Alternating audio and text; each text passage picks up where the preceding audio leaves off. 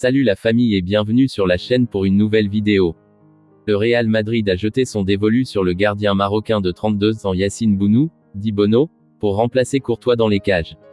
La blessure de Thibaut Courtois, jeudi midi, à la suite d'un mauvais mouvement du genou gauche à l'entraînement à Valdebebas, a provoqué une onde choc chez les Madrilènes, à commencer par les joueurs, puis les entraîneurs et enfin les supporters qui ont vu le ciel leur tomber sur la tête.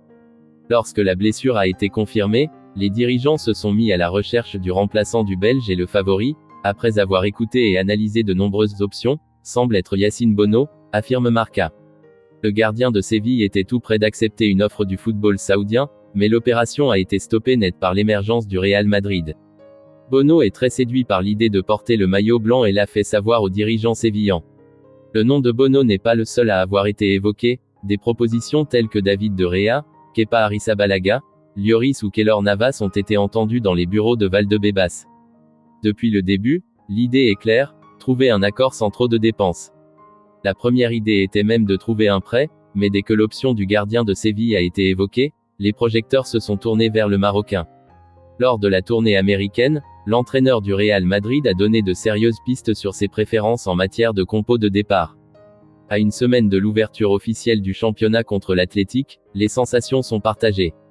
2 victoires et 2 défaites pour une équipe madrilène qui a encaissé 8 buts en 4 matchs et en terminant par une lourde défaite contre la Juventus. Au-delà des résultats, Ancelotti a donné certaines indications sur ses intentions quant au 11 de départ.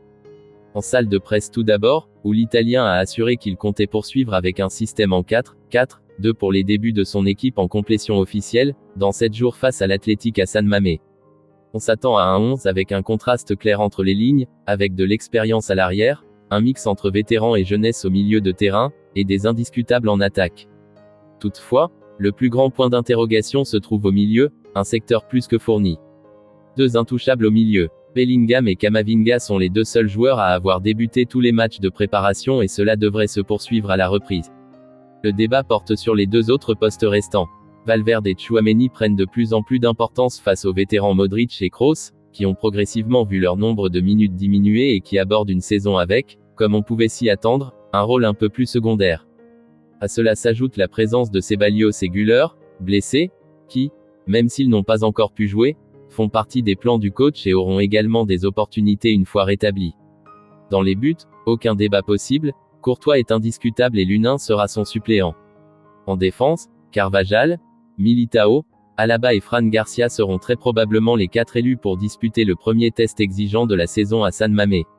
Après la nouvelle blessure de Mendy, Fran Garcia aura l'occasion de s'imposer à ce poste.